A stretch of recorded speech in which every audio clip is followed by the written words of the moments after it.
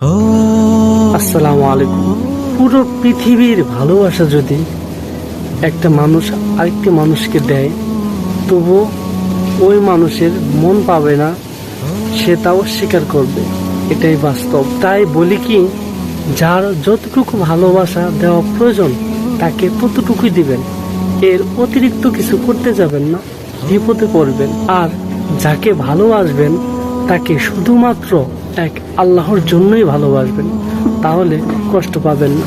এবং আল্লাহ তার রাসূল সাল্লাল্লাহু আলাইহি সাল্লামকে বেশি ভালোবাসলে দুনিয়া ও আখিরাতে সুখী হবেন ইনশাআল্লাহ। যদি আধারের ঘন ঘটা বেড়ে চলে